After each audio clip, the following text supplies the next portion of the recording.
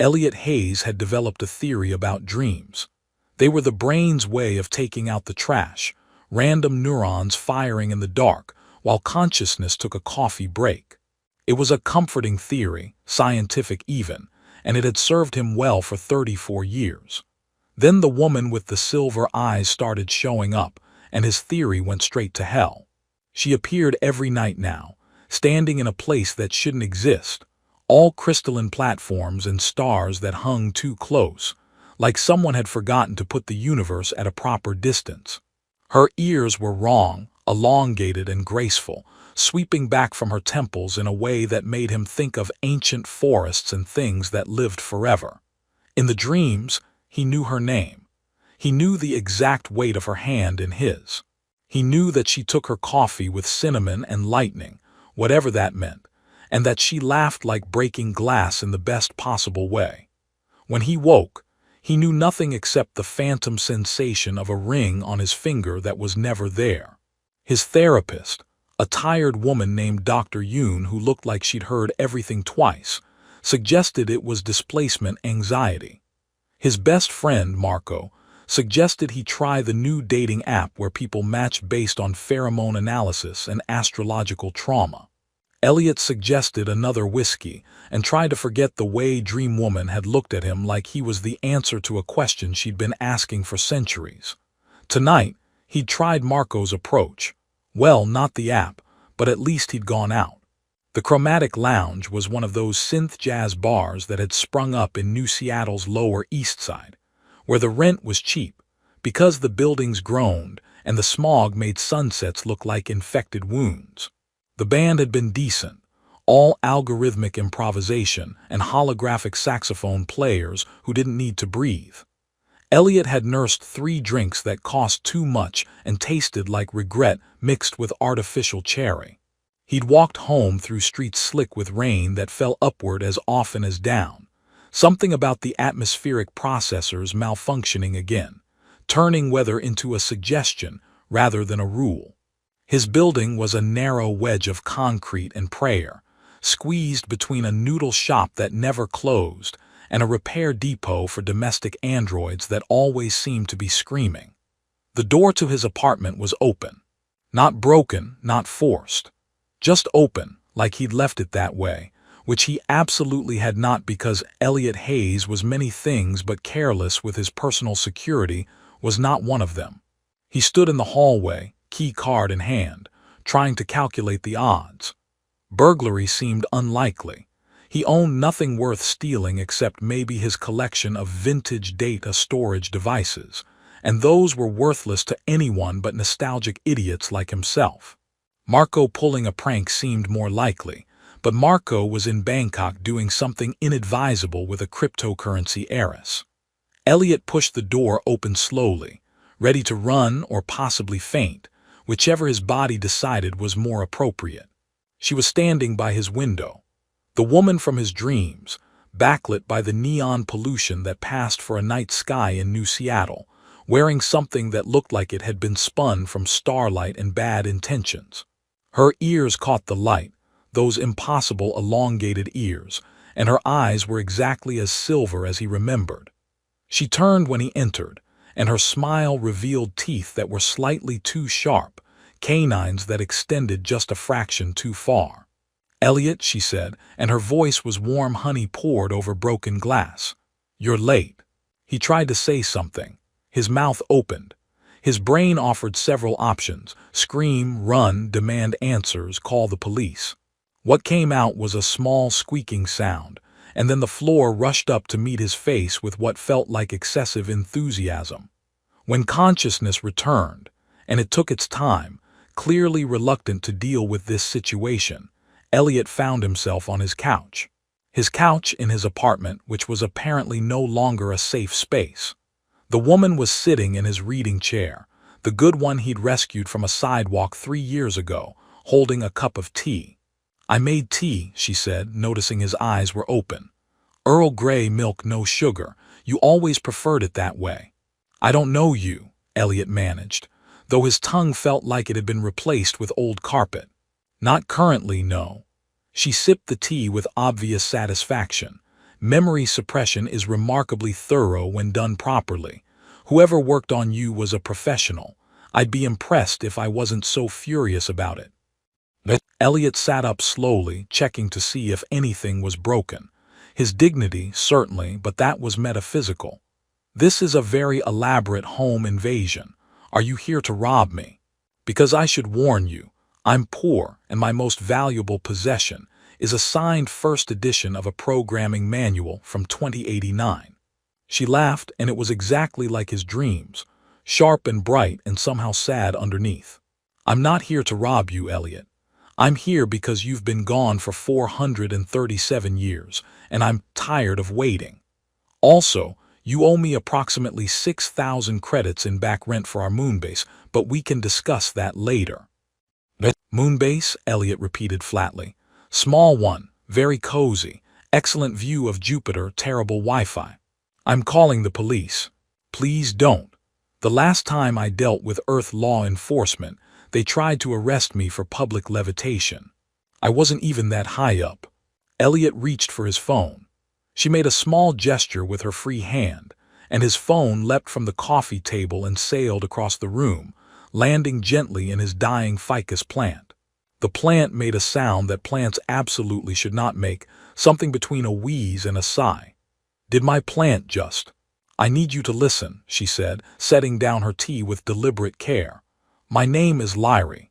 We were married in a ceremony that binds us across dimensional law. You made vows that supersede time, space, and apparently your current memory. I know you don't remember. I know this sounds insane. But I've crossed half the galaxy to find you, and I'm not leaving without at least trying to make you understand. Elliot stared at her. She stared back, patient and immovable like a mountain with excellent cheekbones. Prove it, he heard himself say. Lyrie smiled, fangs and all, and reached into a pocket that definitely hadn't been there a moment ago. She pulled out a ring, simple silver band, inscribed with symbols that hurt to look at directly, like they existed in more dimensions than his eyes could process. She held it up to the light. On Elliot's nightstand in his bedroom, something began to glow. Elliot had spent the last 45 minutes trying to rationalize his way out of cosmic matrimony, and it wasn't going well. The ring on his nightstand continued to glow with what Lyrie called sympathetic resonance, and what he called deeply unsettling bullshit. She'd relocated to his kitchen, raiding his refrigerator with the confidence of someone who'd done it 1,000 times before. "You're out of blood oranges," she called out, her voice muffled by the refrigerator door. "I thought you loved blood oranges." "I'm allergic to blood oranges," Elliot said, watching the ring pulse in rhythm with his heartbeat. He tried to touch it once. It had shocked him. Not painfully, more like a static charge mixed with disappointment. "Since when?" Lyrie emerged with an apple and what looked like suspicion. "You used to eat them by the dozen. Said they reminded you of sunsets on Arcturus 5. "I've never been to Arcturus 5. I've never been off Earth. The farthest I've traveled is Cincinnati, and that was for a data analytics conference that made me want to fake my own death." She bit into the apple, chewed thoughtfully. "Arcturus 5 doesn't have sunsets, actually. The planet's tidally locked. You were being poetic. You did that when you were nervous." Elliot pressed his palms against his eyes, trying to stop the room from tilting. "Okay. Let's pretend, just for a second, that I'm not having a psychotic break sponsored by bad whiskey and urban pollution. Let's pretend you're telling the truth. Why can't I remember any of this?" "Someone stole your memories," Lyrie said simply. "Removed them surgically and probably stored them somewhere you'd never think to look, inside your own head if they were being clever about it. That's not how memory works. It is if you have Zythurian neurotechnology and a complete disregard for medical ethics." She finished the apple in 3 bites, core and all, then looked around for somewhere to dispose of the stem. Finding nothing suitable, she ate that too. The question isn't why you can't remember. The question is who wanted you to forget badly enough to do something this elaborate. Elliot stood up, needing to move, needing to do something other than sit there while his entire understanding of reality crumbled like cheap drywall. This is insane. You're insane. I'm calling. He looked at his phone, still nestled in his ficus. The plant had grown 3 inches since Lyrie had thrown it there. What did you do to my plant? Fed it accidentally. It'll be fine. Might develop sentience in a few weeks, but that's really more of a you problem. How is that a me problem? You're the one who— Elliot stopped mid-rant, because Lyrie had pulled out what looked like a tablet made of liquid mercury and angry geometry. It hovered above her palm, shifting through configurations that made his eyes water. What is that? Holographic database. I've been documenting everything. She made a gesture, and the air above the tablet filled with images. Elliot saw himself, or someone who looked exactly like him, standing on a platform that seemed to be made of frozen lightning. The other him was younger, wearing clothes that looked like they'd been designed by someone who'd never seen fabric but had strong opinions about asymmetry. Next to him stood Lyrie, and they were holding hands, and they looked happy in a way that made Elliot's chest ache for reasons he couldn't name. "This is doctored," he said weakly. "Deepfake. AI generation. Very convincing, but—" The image shifted. Now he was seeing himself, other him, piloting something that looked like a spaceship designed by a committee of particularly artistic squids. Lyrie sat in the co-pilot seat, feet up on the console, laughing at something other him had said. Another shift. They were in what looked like a market, surrounded by beings that Elliot's brain refused to properly categorize. One of them had too many mouths. Another seemed to be mostly teeth with some geometry attached. Other him was haggling with a creature made of crystallized sound waves, while Lyrie tried on what appeared to be a hat made of contained lightning. "We went shopping every 3rd cycle," Lyrie said softly. "You hated it, said it was inefficient, but you always came anyway because I loved finding new things, and you loved—" She stopped, closed her eyes briefly. "You loved making me happy." Elliot sat back down. His legs had decided to stop supporting his weight without asking permission first. "If this is real, if any of this is real, why would someone take my memories? What's the point?" "I don't know yet." Lyrie collapsed the hologram with a flick of her wrist. "That's what worries me. Memory suppression is expensive and difficult. You don't do it casually. You do it because the person knows something dangerous, or is someone dangerous, or—" She paused, and something flickered across her face. "Fear, maybe, or recognition. Or because removing them from the equation changes something fundamental about how reality works." "That's comforting, really settling my nerves here. You asked for honesty. I'm starting to regret that." Elliot looked at the ring again, still glowing on his nightstand like a tiny, judgmental star. "Let's say I believe you. Not saying I do, but hypothetically. What happens now? Do you just take me back, upload my memories, fix whatever got broken?" "It's not that simple." Lyrie stood, began pacing his small living room with the restless energy of something caged. "Memory restoration is delicate. If we do it wrong, you could end up with someone else's memories, or a scrambled mess that makes you think you're a 17th century accordion. Or, did that happen to someone? Yes, actually, nice guy. Very committed to his new identity. Last I heard, he was giving concerts on Tau Ceti." Despite everything, Elliot laughed. It came out strangled and slightly hysterical, but it was a laugh. "This is absurd. You're absurd.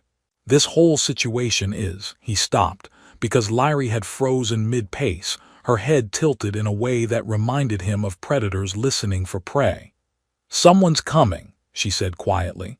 "How can you possibly—" "Vampire hearing. Enhanced across multiple spectrums. There are 3 of them moving up the stairwell trying very hard to be quiet." She moved to the window, looked down at the street below. "Black transport vehicle. Unmarked. Diplomatic shielding." "Elliot, does anyone know I'm here?" "How would anyone know? I barely know you're here. I'm still not convinced you're here." Lyrie turned to face him, and her expression was serious in a way that made Elliot's remaining doubts start to evaporate like morning fog. "Listen to me very carefully. The people who took your memories, whoever they are, they have ways of monitoring you. Probably thought you were neutralized, safely tucked away on Earth where you couldn't cause problems. But now I've shown up and that changes things. We need to leave now. I can't just leave. I have a job, I have a lease. I have a plant that might become sentient. Your plant will be fine.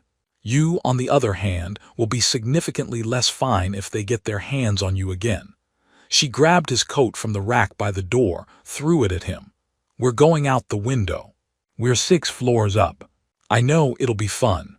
She was already opening the window, letting in the sound of rain and traffic and the city's perpetual mechanical grinding.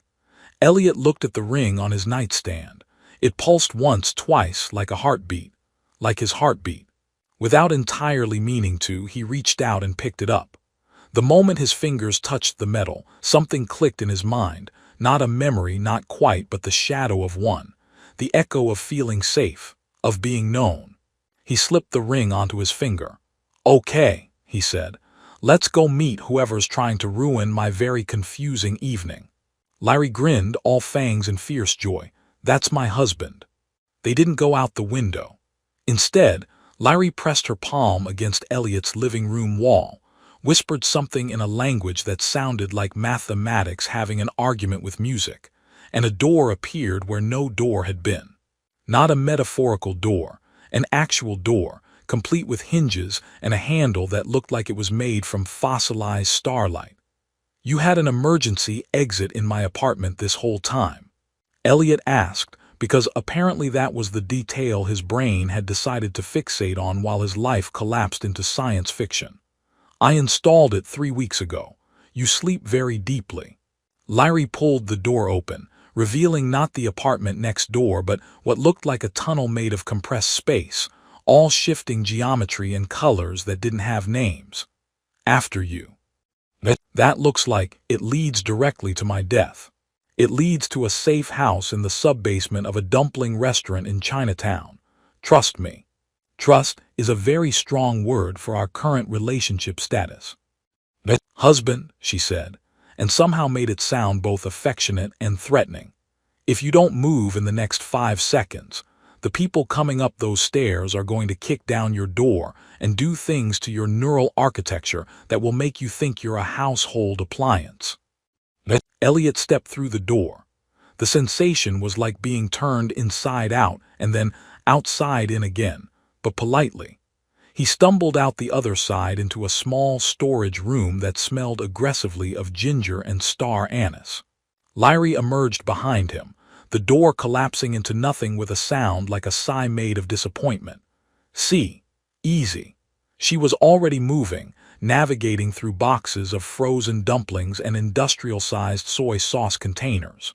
"This way, don't touch anything that's glowing." "Why is anything glowing?"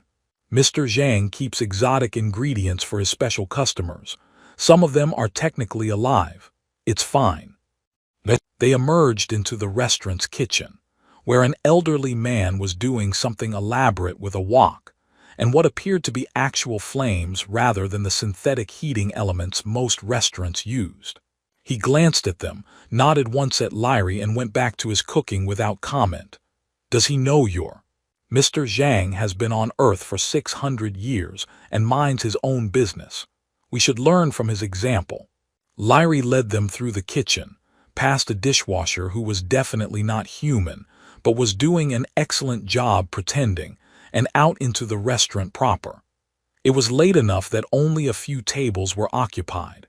An automated server glided past them carrying soup dumplings that steamed with suspicious enthusiasm. Elliot's stomach reminded him that he hadn't eaten since lunch, and lunch had been a protein bar that tasted like compressed regret. "Can we?" "No time for dumplings," Larry said, which seemed unnecessarily cruel given the circumstances. They exited onto a street slick with the perpetual rain that New Seattle wore like a grudge. The neon signs reflected in the puddles, turning the sidewalk into a corridor of drowned light. Larry pulled out what looked like a key fob, clicked it twice, and a vehicle materialized at the curb. Not appeared, materialized. One moment there was empty space. The next there was a sleek black transport that looked like someone had asked an AI to design a car, and the AI had gotten philosophical about aerodynamics. "You can't just park invisible cars in loading zones," Elliot said, climbing in because what else was he going to do at this point? "I can and do. The parking enforcement in this city is abysmal." Larry settled into the driver's seat, and the vehicle hummed to life with a sound like contentment. "We need to get you somewhere secure while I figure out who sent those people to your apartment." "Secure like a bunker or secure like a nice hotel?" "Secure like the underground laboratory of a disgraced temporal mechanic who owes me several favors and one very sincere apology." The vehicle lifted off the ground. Apparently it could do that, and merged into traffic with the kind of smooth confidence that suggested it was probably violating multiple traffic laws, but doing so with style. Elliot watched the city scroll past below them, all chrome and concrete and dreams that had been downsized for practicality. So, temporal mechanic, that's a real job. Real enough that they have a union and annual conferences, usually held on space stations because temporal mechanics operating on planets tend to accidentally create localized time loops, and nobody wants a repeat of the Denver incident. What happened in Denver? It's still happening. Will be for another 70 years or so. Very awkward for everyone involved. They flew in silence for a few minutes, weaving between buildings and through aerial traffic lanes that Elliot hadn't even known existed. The ring on his finger felt warm, almost alive, pulsing in a rhythm that matched something deep in his chest. "Can I ask you something?" he said finally. "You can ask me anything. Whether I'll answer is a different question. If we were married, if all of this is real, why don't I feel it? Shouldn't there be some kind of recognition? Some part of me that knows you?" Larry's hands tightened on the controls. "Memory isn't just what you remember. It's encoded in your body, your reflexes, your instincts. The suppression was thorough, but it can't erase everything. You put the ring on without really thinking about it. You trust me enough to follow me through an interdimensional door. She paused, glanced at him briefly. "You're sitting exactly the way you always used to. Left ankle crossed over right knee. Hand on the armrest, fingers drumming in sets of 3. That's not conscious. That's who you are." Elliot looked down at himself and realized she was right. He uncrossed his legs immediately, then felt stupid for doing so. "The person who took your memories didn't just steal your past," Larry continued. "They stole the context that makes you whole. But you're still in there, Elliot. I've spent centuries looking for you. I know you're in there." Centuries is a long time to look for someone. Most people would give up, move on, find someone else. Most people didn't make vows that bind across dimensional law. Most people didn't. She stopped, jaw tight. "Didn't what?" "Didn't matter enough to search for." She said it quietly, like an admission. The vehicle began descending, heading toward what looked like an abandoned industrial sector, where the buildings leaned against each other like exhausted workers after a double shift. They landed in an alley that smelled like ozone and bad decisions. "We're here," Larry announced, killing the engine. "Try not to be alarmed by Vash. He's mostly harmless and only occasionally bitter about the fact that I married someone else." "Vash is your ex." "Ancient history." "Like actually ancient. It was 150 years ago." "That's very ancient," Elliot agreed, following her out of the vehicle. The door she led them to was hidden behind a holographic projection of a brick wall. She knocked in a specific pattern, 3 sharp raps, pause, 2 soft ones, and the projection flickered away to reveal a reinforced entrance that looked like it could survive a direct nuclear strike and still have opinions about it. The door opened. Standing there was something that looked like an upright mantis wearing a vintage Earth Band t-shirt that said Radiohead across the chest. 4 arms, compound eyes that reflected the alley's dim light in fractal patterns, and an expression that managed to convey profound disappointment despite a complete lack of human facial features. "Of course," Vash said, his voice like wind chimes made of sarcasm, "it's you. And you brought a human, is this the one? This is Elliot, Larry confirmed. The husband, the reason you've been insufferable for 4 centuries. The single most sought-after human in 3 sectors, because someone very powerful wants him to stay lost. Vash looked Elliot up and down with multiple eyes, each seeming to focus on a different aspect of his being. He seems very ordinary. I expected more. He's having a difficult evening, Larry said. So am I now that you're here. But Vash stepped aside, gesturing them in with 2 of his 4 arms. Come on, then. Let's see what's locked inside that human head of yours. And Elliot, try not to die during the procedure. It would be very inconvenient, and she'd never let me hear the end of it. Vash's laboratory looked like what would happen if a conspiracy theorist and a physicist had a child, and that child had unlimited funding and no adult supervision.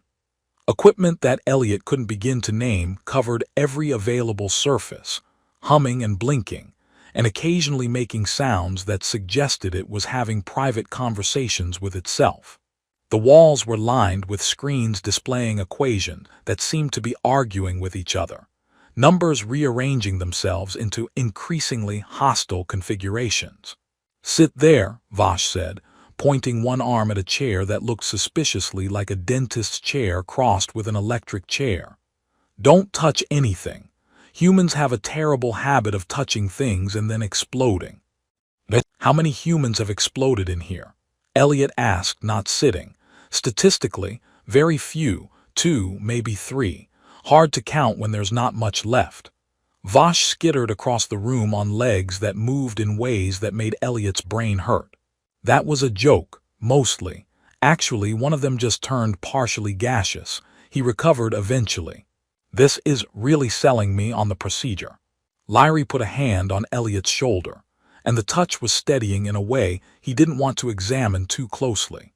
Vash is the best temporal mechanic in this sector, possibly this galaxy. He's also being dramatic because he thinks it's funny. It is funny, Vash said, attaching what looked like a squid made of fiber optics to a machine that purred like a cat. Your distress brings me joy. It's one of the few pleasures I have left since someone broke my heart and married a human. That was 150 years ago, Larry said. Time is relative, speaking of which.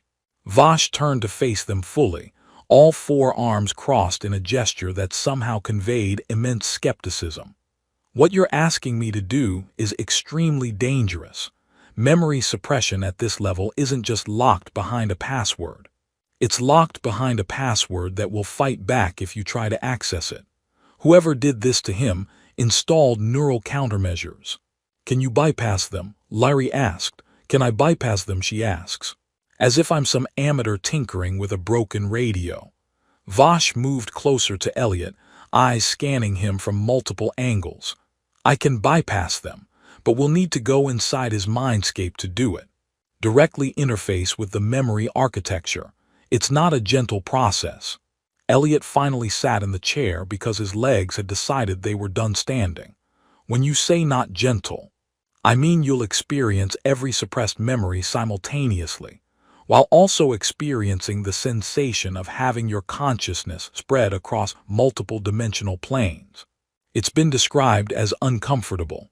Uncomfortable like a headache, or uncomfortable like being turned inside out. Yes, Vash said cheerfully. Also, there's a non-zero chance you'll encounter whatever security measures were left behind. They tend to manifest as hostile entities within the mindscape. Shadow things. Psychic guard dogs. One time I encountered someone's suppressed memories of their mother-in-law, and honestly, that was worse than any security system. Can't we just, I don't know, scan for the memories externally? No, Vash and Larry said in unison. Vash continued. External scanning would trigger the countermeasures and probably liquefy your frontal lobe. Going in directly is risky, but it's the only way to retrieve your memories without turning you into an artistic puddle. You really need to work on your bedside manner, Elliot said. I'm a temporal mechanic, not a therapist. If you wanted comforting lies, you should have gone to a human doctor. Vash began pulling equipment from various drawers and shelves, each piece looking more ominous than the last. Here's how this works. I'll establish a neural bridge between you and Lyrie. She'll go into your mindscape with you, help navigate, probably fight off whatever security measures are lurking in there. Meanwhile, I'll monitor from outside and try to keep both of you from getting lost in recursive thought loops or accidentally merging into a single consciousness. That can happen. Elliot's voice climbed an octave. It happened once. They seemed happy about it afterward, though, kept referring to themselves in plural, started a small business together, very efficient. Lyrie sat down in a second chair that Vash rolled over, this one looking slightly less threatening but still concerning. Elliot, I know this is a lot. I know you don't remember me, don't remember any of it, but I need you to trust me. I've done this before. I'll keep you safe. You've done this before, invaded someone's mindscape. I've invaded yours specifically. You had a very bad case of Tarsian dream parasites once. I had to go in and manually remove them. You were very grateful afterward. Took me to that restaurant on Io that you loved, the one with the sentient desserts. I feel like I should remember sentient desserts. That's literally the entire problem we're trying to solve, Vash interjected, now attaching what looked like neural interface cables to both chairs. Now, both of you be quiet and let me work. This requires concentration and the appropriate amount of existential dread. Elliot watched as Vash moved around them, connecting cables and adjusting equipment with practiced efficiency despite having 4 arms that seemed to operate independently of each other. One arm worked on a holographic interface, while another calibrated some kind of scanning device, while a third appeared to be taking notes, and the fourth was drinking what looked like coffee, but smelled like copper and regret. Before we do this, Elliot said, can I ask what we're actually looking for? Besides my memories, I mean. What's the point? Why did someone want me to forget you, forget whatever life I had, badly enough to dump me on Earth and lock my brain? Lyrie was quiet for a moment. I don't know yet, that's part of what worries me, but I have theories. Care to share? You were always good at finding things. Patterns, connections, anomalies. You could look at a data stream and see things other people missed. We use that skill for, she paused, choosing her words carefully, for work that certain powerful entities would prefer remained undone. You're being very vague. I'm being careful. If I tell you too much before you remember, it could corrupt the retrieval process. Memories are delicate. They need context to form properly. Vash made a sound like clicks and static. She's right, unfortunately. Preloading information can cause false memory formation. Your brain would try to construct memories based on what she tells you rather than retrieving the actual ones. It's like the difference between remembering a place and remembering a photograph of a place. Similar, but fundamentally different. Everything about this is fundamentally different from anything I thought was real 24 hours ago, Elliot said. Yesterday, my biggest concern was whether to get the upgraded transit pass. Now I'm married to a vampire from space, and apparently I used to live on a moon base and eat sentient desserts. The desserts were just highly opinionated, Lyrie said. Not truly sentient, common misconception. That's what I was worried about. The dessert's sentience level, that was the concerning part of that sentence. Despite everything, Lyrie smiled. You always did this when you were nervous. Made jokes, got sarcastic. It drove me insane during our first mission together. You nearly got us killed because you wouldn't stop making puns about quantum entanglement. Were they good puns? They were terrible. I married you anyway. Vash made a gagging sound. If you two are done being adorable, I'm ready to begin. Elliot, this is going to feel strange. Don't fight it. If you fight it, you'll make it worse. Lyrie, you know the drill. Find the locked memories, disable the security, get out. If you encounter anything that looks like it's made of screaming geometry, don't engage with it. Just run. Screaming geometry, Elliot repeated. That's a thing I should be worried about. In Mindscapes, everything is a thing you should be worried about. Your subconscious is a nightmare factory operating without a permit. Vash positioned himself at a control console, multiple hands dancing across interfaces. Initiating neural bridge in 3, 2. Wait, Elliot said. If I don't come back from this, if something goes wrong, I just want to say. You'll come back, Larry said firmly. She reached across the space between their chairs and took his hand. The ring on his finger warmed against her touch. I didn't search for 4 centuries just to lose you to bad neurosurgery. You'll come back, and you'll remember. And then we're going to figure out who did this to you and make them regret every decision that led to this moment. That's very romantic in a threatening kind of way. It's how I show affection. Vash didn't bother counting to 1. The world simply collapsed into light and sensation, and the feeling of being pulled through a space too small for consciousness to fit through. Elliot heard himself make a sound that might have been a scream, or might have been laughter, or might have been both. Then he was falling into his own mind, and Larry was falling with him, and somewhere in the distance, something made of screaming geometry was definitely noticing their arrival. Elliot's mindscape was not what he expected. Instead of some abstract dream space or neural corridor, he found himself standing in his own apartment, or a version of it that existed before time and poor decorating choices had worn it down. The walls were cleaner, the furniture newer, and through the window he could see not New Seattle but something else entirely. Stars, close enough to touch. A ringed planet hanging in the sky like someone had forgotten to put it at a reasonable distance. This is where you felt safest, Larry said, standing beside him. She looked different here, sharper somehow, more real than real. Your mind built this place as an anchor point. Smart. I don't feel very smart right now. I feel like I'm about to meet whatever nightmare security system is guarding my brain. Probably accurate. She moved to the window, looking out at the impossible sky. The memories will be behind doors, literal doors most likely. Your subconscious isn't very subtle. Elliot turned and saw she was right. His apartment now had 7 doors that definitely hadn't been there before. They lined the walls in configurations that violated basic architecture, each one slightly different. One looked like it was made of glass and starlight. Another appeared to be breathing. Which one do we try first? The one that feels right. This is your mind, trust your instincts. Elliot approached the nearest door, hand extended, and immediately the apartment shuddered. The walls rippled like water, and something began to emerge from the ceiling. A shape that hurt to look at directly, all angles that shouldn't exist and sounds that tasted like metal. That's the security, Larry said calmly, though her posture shifted into something predatory. Stay behind me.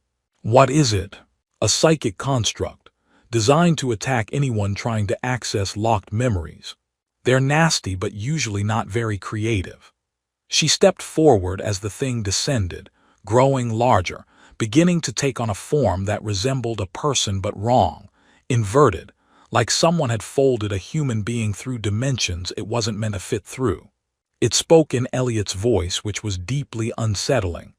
Unauthorized access, memories sealed by order of the confluence. Intruders will be neutralized. The confluence, Larry repeated, and something dangerous entered her expression. So that's who did this to you. You know them. We both did. We were. She didn't finish because the construct lunged. What happened next was difficult for Elliot to process. Larry moved like violence choreographed by mathematics, every motion precise and devastating. She fought the construct barehanded, and wherever she struck it, reality seemed to repair itself around the wounds. The thing tried to split into multiple versions of itself, each one wearing Elliot's face like a mask, but Larry adapted instantly, her movements becoming a blur of efficient brutality. "The doors," she shouted. "Open them. I can't destroy this thing permanently, only you can." Elliot ran to the nearest door, the one that looked like breathing wood. He grabbed the handle and pulled. It opened onto a memory that hit him like physical force. Himself, younger, standing on a platform made of crystallized light, surrounded by beings that his brain still couldn't fully categorize. Larry was there, introducing him to someone important, someone whose approval apparently mattered. He was nervous. She squeezed his hand 3 times. Their signal, I'm here, you're safe, I love you. The memory flooded back into place in his mind, and one of the construct's copies dissolved into static. More. Lyrie was holding off 3 of the constructs now, her movements almost too fast to follow. Keep going. Elliot threw open another door. Memory. Their wedding, if you could call it that. No officiant, no witnesses except the stars themselves and a small creature that appeared to be made of living music. They'd written their own vows. His had been too long and included several bad puns about quantum entanglement. Hers had been 7 words. Across time and space I choose you. He'd cried.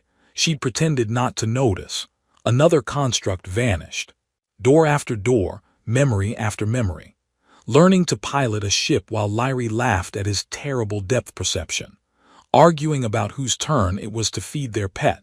A small creature that ate photons and had very strong opinions about literature. Making breakfast in their moon-based kitchen, coffee with cinnamon and something that crackled like lightning. Fighting side by side against Confluence enforcers who tried to shut down their operation. The operation. The resistance. That last memory came with context, with purpose. They'd been part of something bigger, a network of people and non-people working to expose the Confluence's exploitation of inhabited worlds. Elliot's job had been data analysis, finding patterns in resource extraction that proved systematic harvesting of sentient civilizations. They'd been close to publishing evidence that would have undermined the Confluence's authority across multiple sectors. Then they'd been ambushed. The final door opened onto the memory he'd been avoiding, the one that hurt. Confluence agents cornering them in a safe house that wasn't safe enough. Lyrie fighting, buying him time to upload their data to a secure network. Him being dragged away, her screaming his name, reaching for him even as more agents swarmed over her. The agent's voice, cold and administrative. Memory suppression protocol, dump him somewhere irrelevant. Earth will do, she'll never find him there. But she had found him. The last construct dissolved as the final memory clicked into place. Elliot stood in his mindscape apartment, breathing hard, while 4 centuries of missing context rearranged his understanding of everything. Lyrie was beside him, a cut above her eye that was already healing, looking at him with an expression that was hope and fear mixed in equal parts. "Do you remember?" she asked quietly. "I remember everything." His voice cracked. "I remember you, I remember us. I remember, Lyrie, I'm so sorry. I'm sorry I forgot. I'm sorry you had to search for me. I'm sorry." She kissed him, and it was like coming home after being lost for 400 years, which was exactly what it was. When they pulled apart, Elliot was crying and didn't care. "The data, the evidence we collected, did you? Saved, encrypted, hidden. I've been building the case for centuries, but it wasn't complete without you. You were the one who understood the patterns, who could make the connections. I'm good at fighting and terrible at spreadsheets. We need to publish it. We need to." Elliot stopped, looked around. "How do we get out of here?" "Like this." Lyrie took his hand, squeezed 3 times, and reality peeled away like old paint. They woke in Vash's laboratory, still in their chairs, cables disconnecting with wet sounds that Elliot could have lived without hearing. Vash was vibrating with what might have been excitement or concern, hard to tell with compound eyes. "You're both alive," he announced, "and apparently still married. Disgusting. What did you find?" "The Confluence," Lyrie said, sitting up. "They're the ones who took Elliot. They thought removing him would stop our investigation." "Did it?" "No," Elliot said, memories still arranging themselves but his purpose crystal clear. "Just delayed it. Vash, I need access to a quantum relay, the secure kind. And I need it about 400 years ago, but I'll settle for now." "You want to publish?" Vash's mandibles clicked in what might have been approval.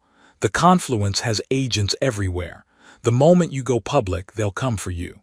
"Let them come." Elliot stood, legs shaky but holding. "I've been running without knowing I was running. I'm done, we're done." Lyrie stood beside him, took his hand. The rings on their fingers pulsed in sync. "We'll need help. safe houses, a distribution network that can't be shut down. I know people, Vash said, which somehow wasn't surprising. People who also have grievances with the confluence.